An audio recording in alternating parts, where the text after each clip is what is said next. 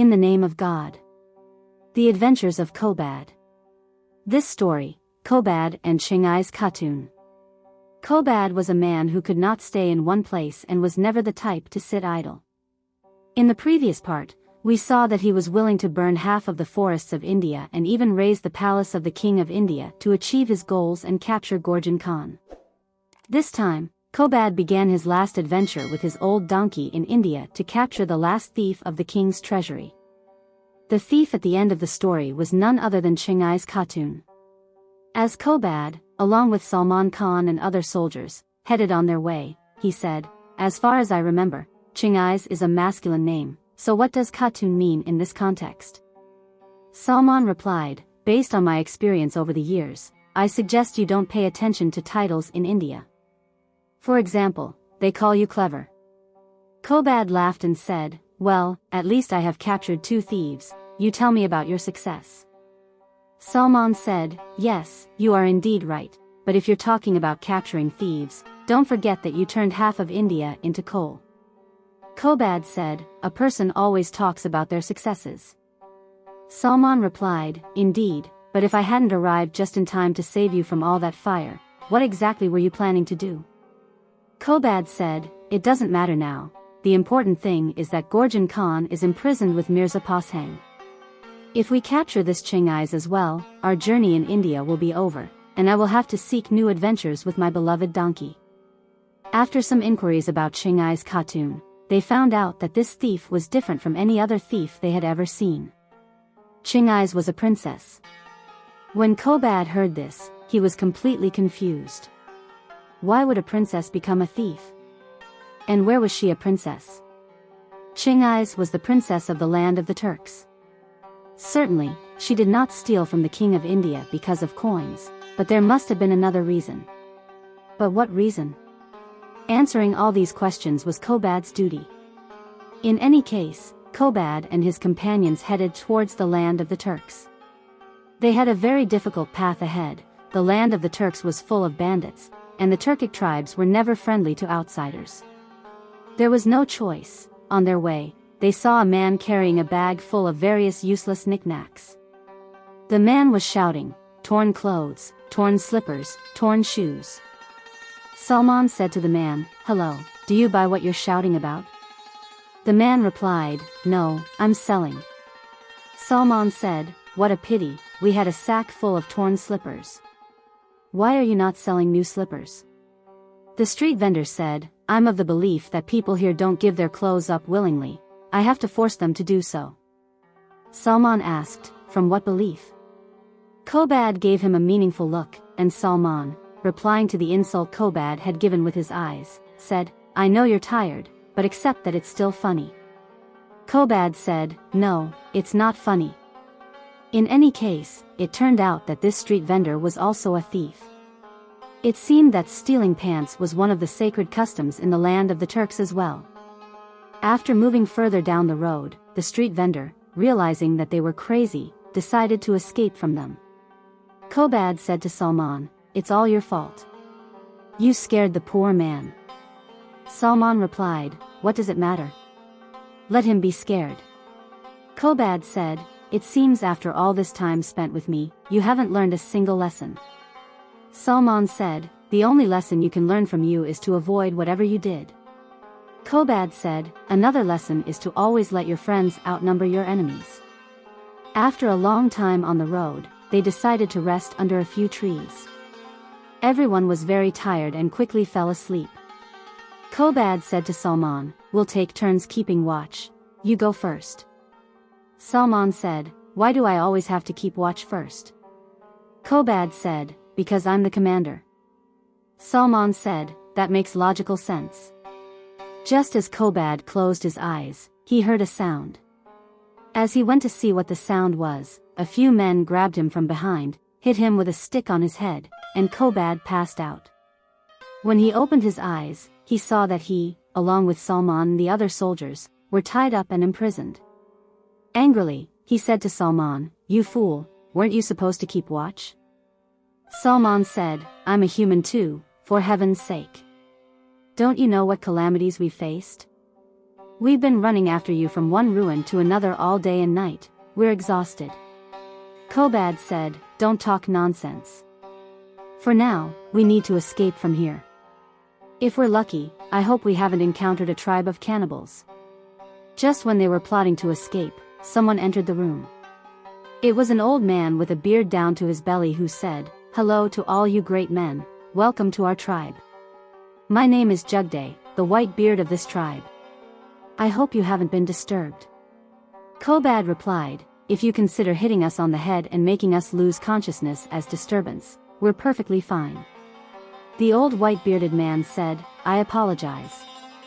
Anyway, what's done is done, and it's best to leave the past behind. Qobad asked, what do you want from us, Mr. Longbeard? Salman mumbled, white beard. Qobad said, sorry, I meant white beard. The old man said, tonight, I'll do something that you will remember for the rest of your lives. Say hello to your future father-in-law. The old man said this and left. Salman said, what did he mean by father-in-law? Qobad said, I don't know, but I have a bad feeling about this long-bearded man. They had to leave. Despite all the difficulties, they managed to free themselves and prepared to escape. As soon as they opened the door to the room, they saw a dog the size of Qobad's donkey sitting in front of the door. The dog turned its head and signaled for them to go back inside, or else their trousers would be ripped. Qobad and the soldiers turned back the way they came. They spent the entire day in prison until nightfall. The old man entered the room again, this time bringing 2 hulking monsters with him. He also had a few wedding dresses and said, put these on, the guests are waiting. Qobad asked, are you having a wedding? You should have said so from the start, we'd be happy to attend your wedding. It's been a long time since we've had wedding dinner. Salman said, now, why did you imprison us? If you were short of guests, you could have just said we would have come. The old man laughed and said, you are not guests, put the clothes on quickly and come out. The 2 hulking men the old man brought raised their shoulders as a sign of threat. The old man left the room, leaving only Qobad and the soldiers with the 2 bearded monsters. Qobad said, now that you've pumped up some muscles, don't think we're afraid of you. We are strong, this Salman you see can easily handle a guy like you alone. In short, the 2 big men beat them up until they begged for mercy. They put on the clothes like proper people and exited the room. The terrifying dog glanced at them again and lay down. It was a very strange wedding, it did not resemble any wedding Qobad had ever seen. Some were wrestling, while others were drunk and dancing. He even saw his donkey trying to flirt with a few female donkeys. The younger ones were riding on small goats and running around. In short, it was quite a mess. The 2 hulking men seated Qobad and his companions on several chairs.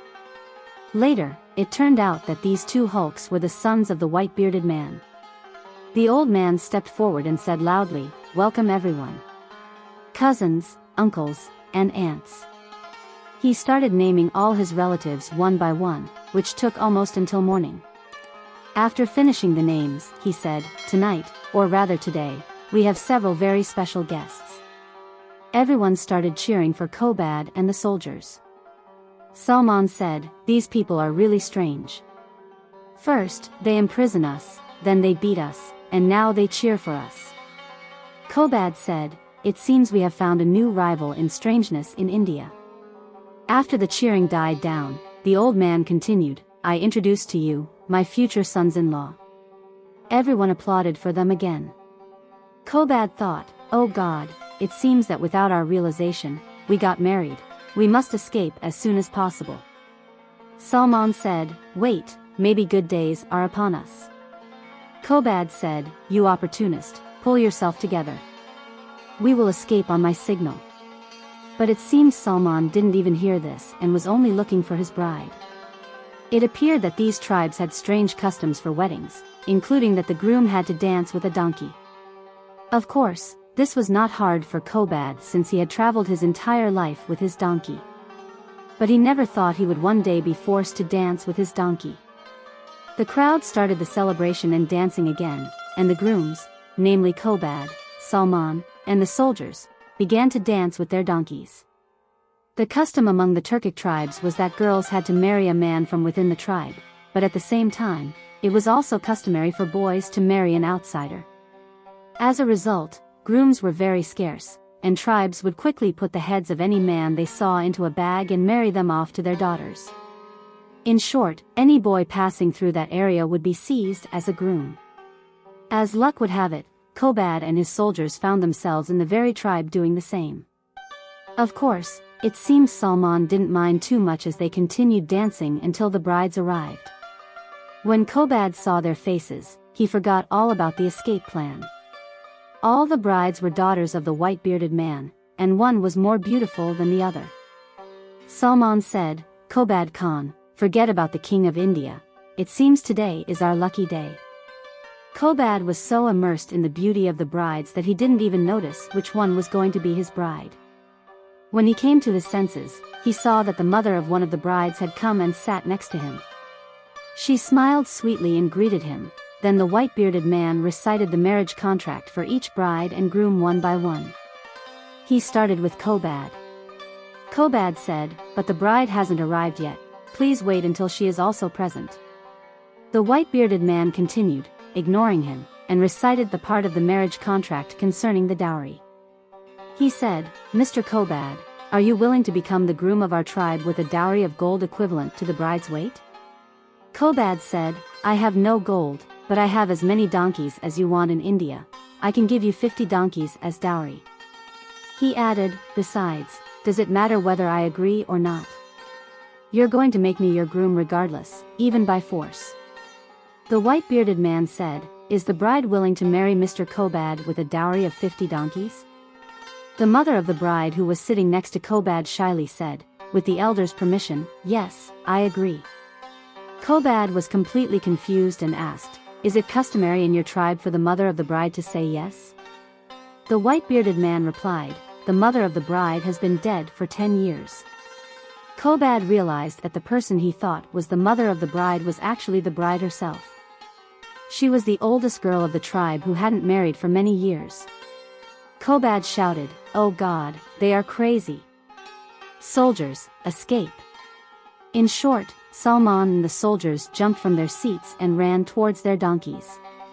2 hulking sons of the white-bearded man, along with the guard dog and all the guests, plus the brides, chased after them.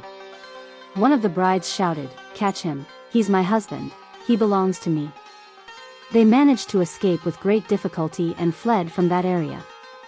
Salman said, "Truly, my bride was beautiful."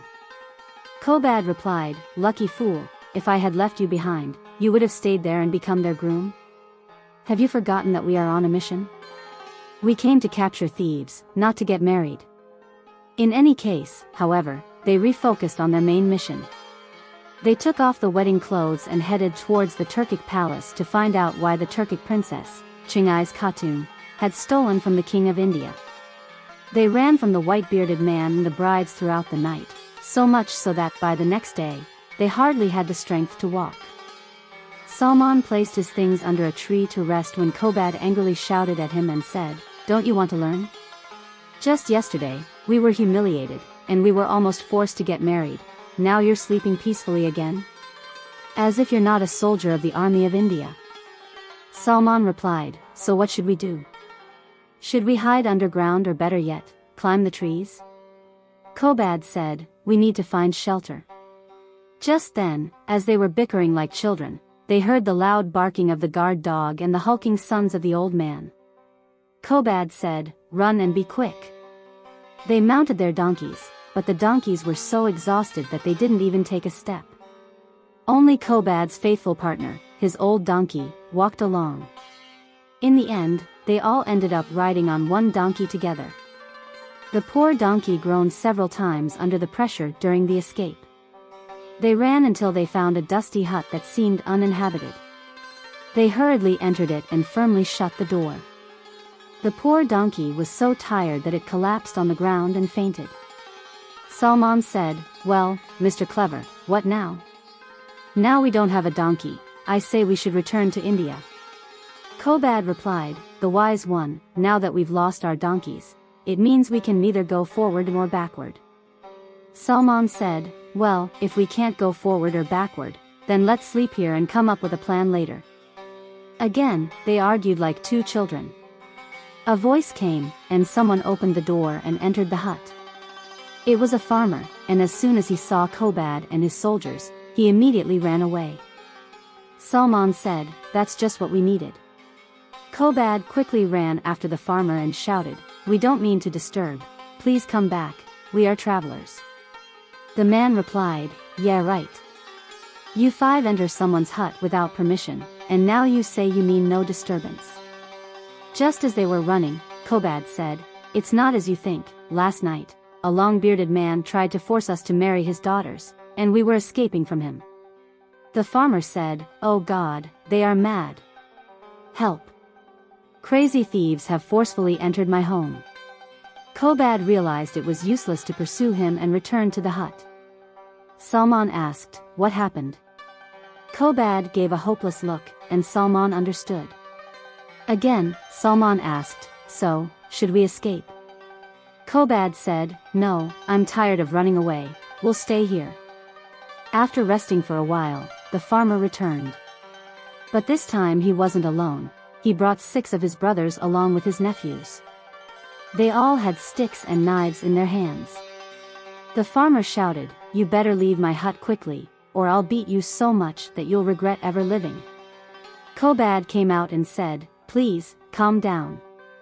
As I said before, my companions and I are travelers, we had nowhere to go, and we lost our donkeys. At that moment, we arrived at your hut. We came to rest for a little while. The farmer said, if you're travelers, why are you in wedding clothes? Qobad said, the story is very long, I need to tell you. In short, they recounted the tale of the white-bearded man and the wedding and how they escaped, and the farmer said, I know that mean-spirited white-bearded man. Our tribes have been at war for years. Qobad asked, what's the war about? Salman chimed in, for the land, what did you expect? Would a war be fought over the weather? Saying this, he chuckled. Qobad said, it's a pity we are guests here, if we were in India, I would know what to do. The farmer, indifferent, said, once, my grandfather had a son who, apparently, was supposed to marry the daughter of the white-bearded man, and the customs of our tribes meant that the family of the bride must cover all the wedding expenses. But that white-bearded man refused to pay anything until the wedding was cancelled. My uncle ran away with the daughter of the white-bearded man. In the end, my grandfather succumbed to grief and passed away. Since then, our tribes have always been at war. Salman said, wow, it seems that this white-beard is overly attached to material things. The farmer asked, why did you travel from India to here? Qobad said, to get answers to several questions, like why the prince of your land stole from the king of India. We have come here to find him and retrieve the king's coins.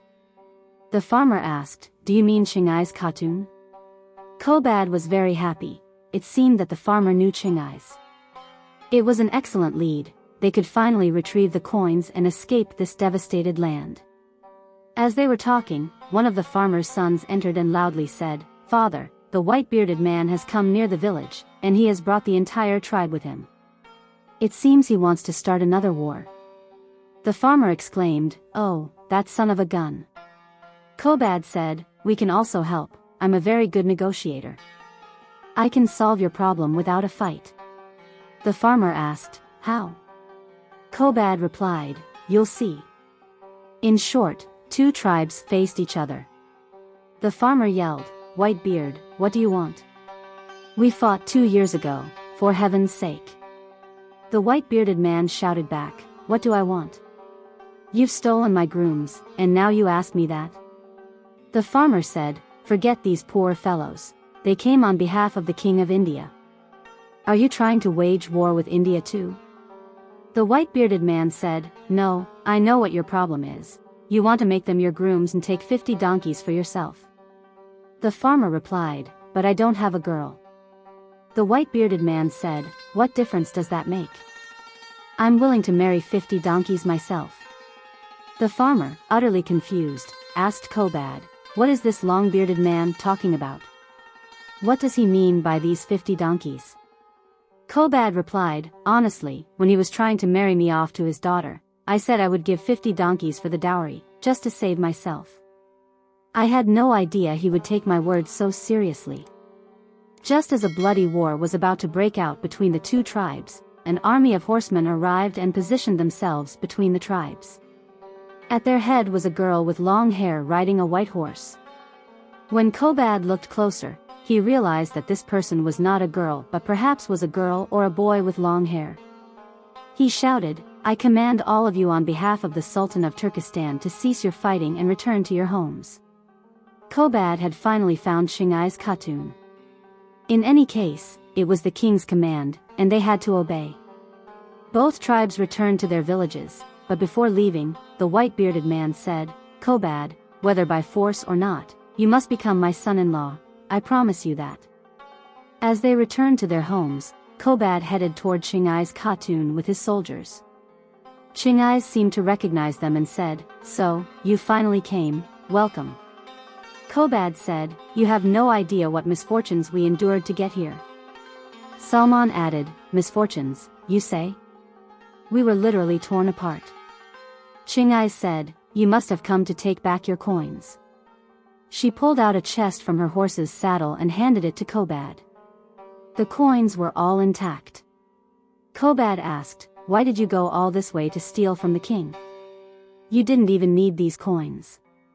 Chingiz sighed and replied, it seems the king of India hasn't told you anything about me. I know why the king traveled here years ago and visited our royal palace. I fell in love with him right there.